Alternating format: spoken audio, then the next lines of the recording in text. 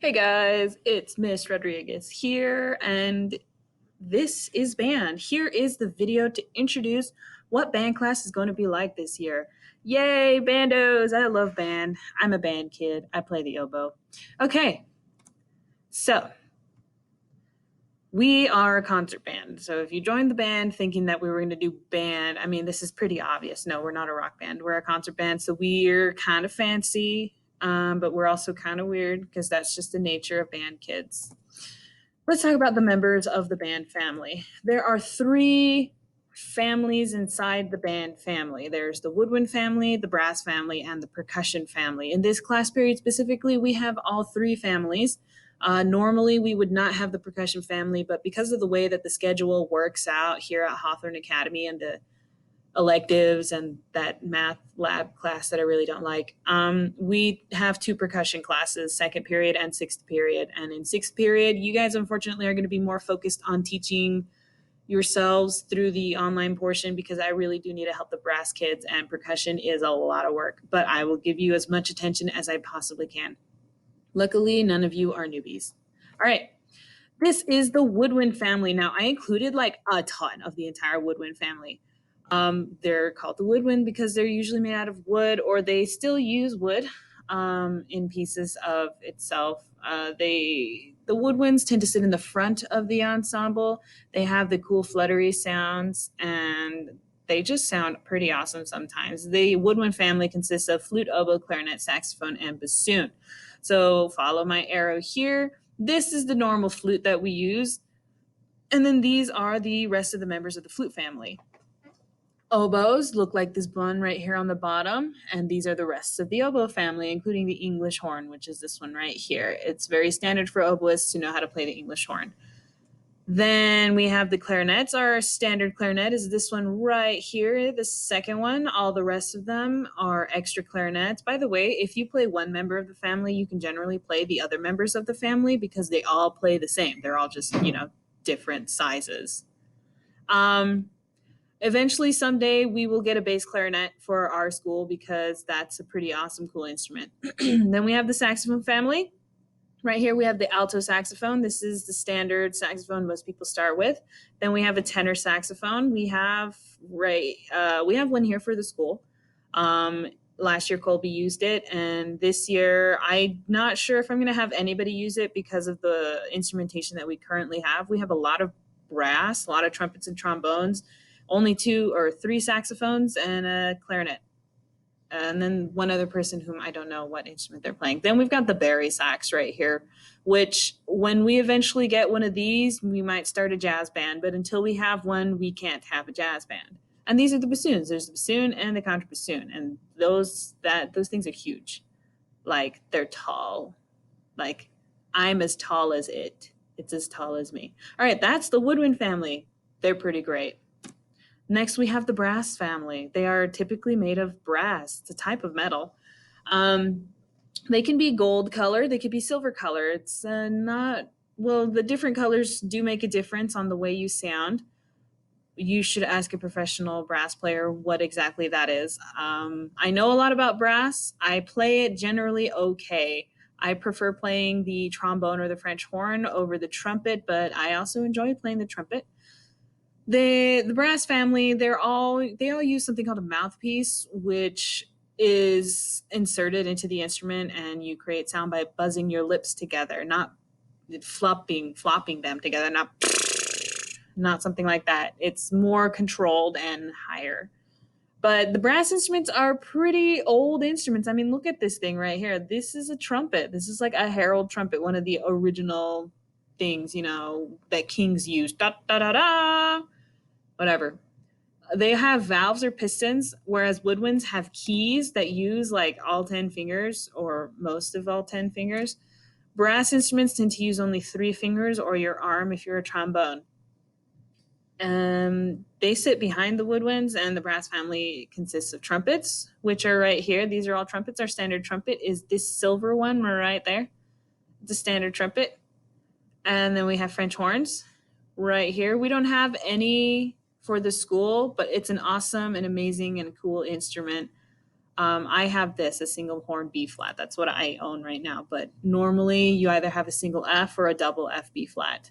And that's a lot of transposition. If you're a French horn player, you tend to be a pretty smart kid. Then we have trombones. Right here, our standard trombone is a tenor trombone. And then bass trombone is usually the next step. You don't see very many alto and soprano trombones.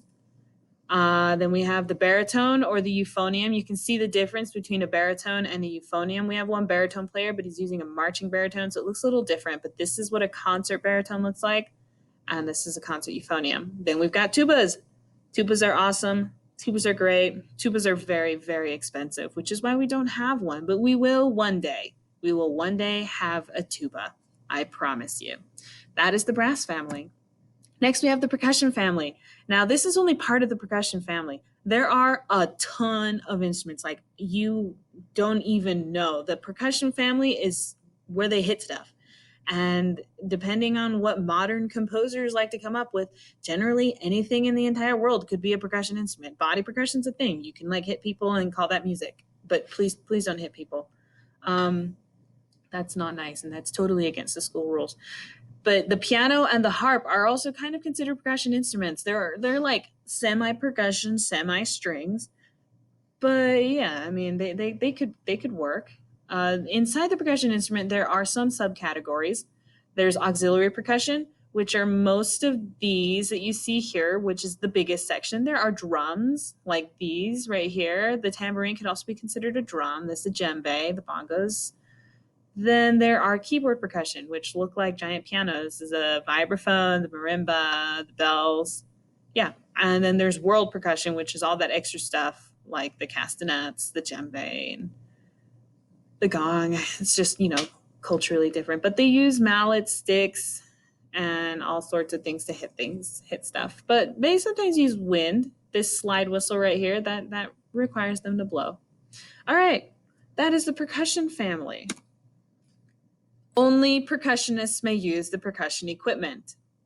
If you don't play percussion, you do not touch it. We got a new xylophone last year, and everyone decided they really liked smelling it. I thought it was a wonderful quote. I use it to describe my students. Thank you, Logan Steed. March 2020, stop smelling the xylophone. Only percussionists may use the percussion instruments. Be careful around them. They are very expensive. So, what do you need for Hawthorn Academy Band? If you're a woodwind, flute, clarinet, or saxophone, you need to make sure that you have a swab for cleaning. If you're a saxophone, you can have one of these, but most saxophone players actually don't like using those because technically you're just keeping all the wet grossness inside. You need extra reeds.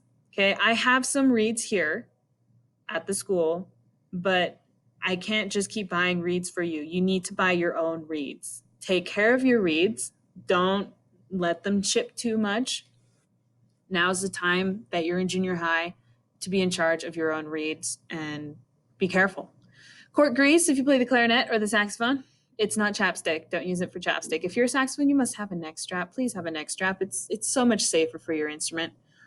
Having an old dollar bill is very helpful. A lot of you will get sticky keys, which it's this weird clicking sound that happens. It's just when you don't brush your teeth after you eat something sugary and you play your instrument, and yeah, the keys get sticky, and a dollar bill will help you clean that. And an instrument stand. Well, you don't have to have an instrument stand. Yeah, you don't have to have one, but they're really nice. When you put your instrument down, you just put it on the stand, and it should be generally safe. Okay, brass. What do you need? You need slide cream. If you're a trombone, you need slide cream.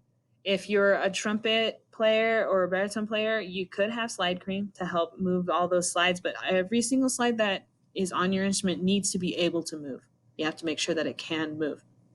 You need valve oil. If you play trumpet, baritone, or tuba. If you're a trombone, you don't need valve oil because obviously you do not have valves. I have some valve oil and I'm willing to share valve oil, but you should have your own so that you can, use it at home. You need to make sure you have a mouthpiece.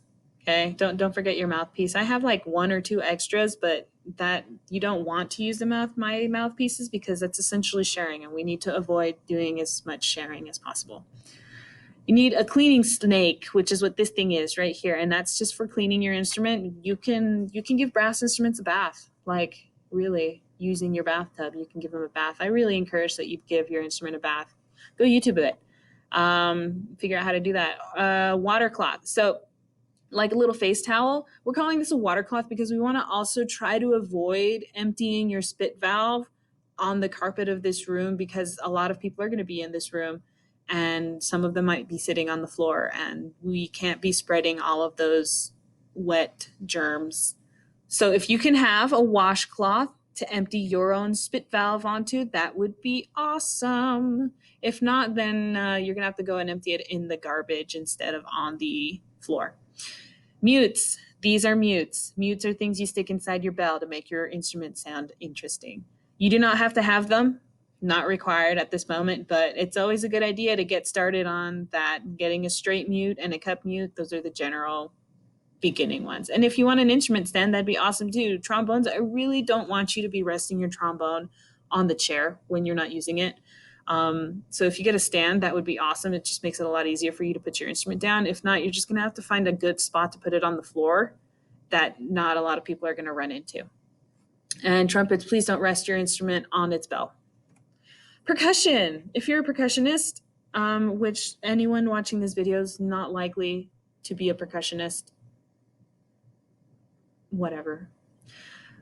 You need to have your bell kit, and y'all know what's in your bell kit. You need to have gloves so that you can share the instruments. Now, the gloves are, because in percussion, there's a lot of sharing of the school instruments, and there's not enough time to disinfect the instruments between sharing people. So if you had gloves, it makes it a whole lot easier.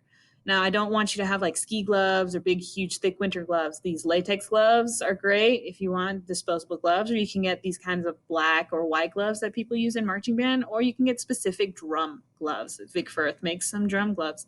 It's up to you. Just get something to use so that you can share the equipment.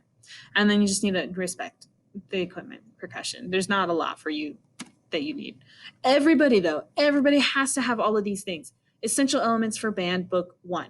Unless you're a percussionist and you don't need to worry about it because you have a different curriculum, which is this book right here. You need to make sure it's got your instrument name on the top. So this is a trumpet book. Obviously, there's a trumpet on it. This is the saxophone book because there's a saxophone on it, right? You need a folder, whatever kind of folder, to store your music, because I don't want you to just let your music get stuffed into whatever crevices of your backpack, or you leave it under your instrument case in the shelf and it gets all lost. And anyway, I have cubbies, and you will be assigned a cubby, and that is where you can keep your music. So another thing you're going to need is a tuner. If you have the ability to get a tuner, that would be awesome. This is a pretty good tuner, Korg. It's a nice, good chromatic tuner, electronic tuner. If you want to get a tuner metronome combination, this is what I got. I love it. It's awesome. Or if you just want to get a metronome by itself, you can get something like this, or you can download all of this stuff as an app on your phone. You can download a tuner, you can download a metronome. The one that I use in class is called Tonal Energy. Tonal Energy. That's what I use in class, with little smiley face. That's an app. It's not free. You have to pay for it, but I think it's like $3.99 or something.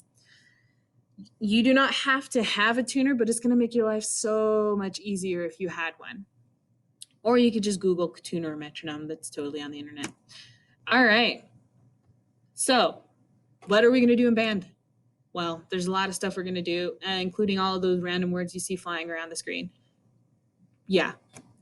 We're going to work a lot on technique this year, okay? We're not going to be focusing so much on getting ready for a concert or performance. We're going to be working on making sure we know the basics.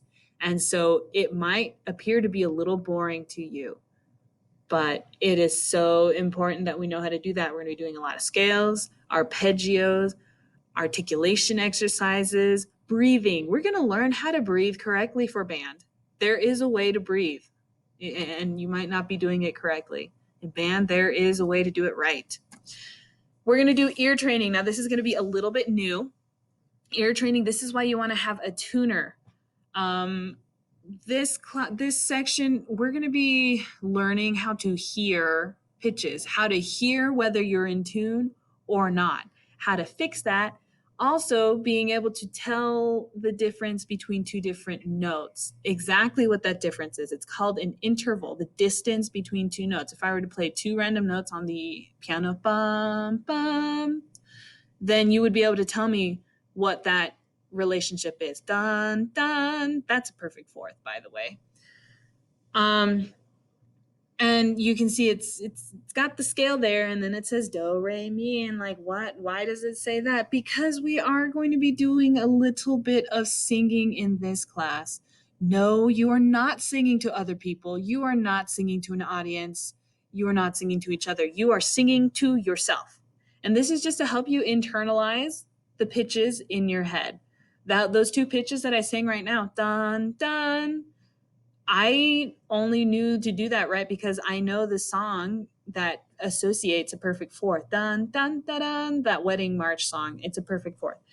And then we'll also be doing transcriptions where I will play a melody or clap out a rhythm and you will write it down in music. You need to be able to do that. It's all of these things, the techniques and the ear training, it's part of the state standards for music. You're supposed to learn how to do all of this stuff at the first level. So this is what we're going to be focusing on, techniques and ear training. We're also going to be doing solo and ensemble thing. Instead of a performance like a full concert band concert, we're going to do more solo and ensemble stuff. Basically, you're going to be playing more solos and doing duets or trios and stuff, or a little quartet. And it's not going to be boring old classic music that I chose for you. There are going to be options. I did buy these books right here. So I have the movie and TV music for clarinet, and I have this video game music for trombone. It says horn there, but I have it for trombone. And you can play whatever music that you find online. It's really up to you. This is what I'm trying to do to help offset the boringness of techniques that we're going to be working on. Is you're going to be focusing on being able to play the music that you want to play, whether it be a solo or a duet with a friend. All right, that is most of what we're going to do. Now, there is still the possibility that we will have a virtual band concert. It might happen, it might not happen. For sure, at the end of the year, I want to make it happen, but if it can, we'll try also for the Christmas concert. Not this quarter, because this quarter I'm only going to see you guys 10 times, and I don't think we'd have enough time to put a concert together in 10 classes. So this virtual band concert would happen earliest in for the Christmas concert. Now, if you're a face-to-face student, you don't have to worry about doing it like it shows in the photo, doing it at home by yourself. If you're a face-to-face student, you're going to just come to class one day that I've assigned to be the recording day, wear your school uniform, we play the music, I record you playing the music here in the classroom, and you're done. I will do all the digital stuff and put everything together. If you're an at-home student, an online-only student, then you would have to do your own individual recording at home, unless you decided to try and schedule a time for you to come into school for that. If you don't want to do it at home, that's totally up to you. But whenever this comes up, and depending on how quickly we're learning and the pace of our newbies, we might have it done for winter, but for sure at the end of the year. I'll totally let you know when it's going to happen. So yeah, that's band class. It's going to be pretty great. You see there at the bottom, those are the classroom rules. Be prepared, patient, proactive, protective, and persistent. If you want more details on exactly what those classroom rules mean, please go check out the disclosure. All right, now you have some questions. If you are a face-to-face student, then you probably already saw all of these and you had the opportunity to answer and turn in these questions in class. If you didn't turn in these questions in class, then now is your chance to do them at home. It is a Canvas submission if you didn't do it in class. If you're an online-only student, these are the questions. But don't worry, the questions are still on the assignment description. So when this video is over, the questions will still be there and you can answer them. But yeah, name what family your instrument belongs to. Give me 2 items that you need to have in class. Tell me who is allowed to play the percussion instruments, and what are you most not looking forward to doing this year, and why? All right, so that's band class. It's going to be great. It's going to be fun. It's going to be really interesting having a ton of trombones and a ton of trumpets and no flutes, and very, very few woodwinds, which is why this whole virtual thing is kind of weird. But hey, in the virtual world, Ms. Rodriguez can totally cover the missing instruments. All right, this has been great, and I hope to hear from you guys soon. Bye.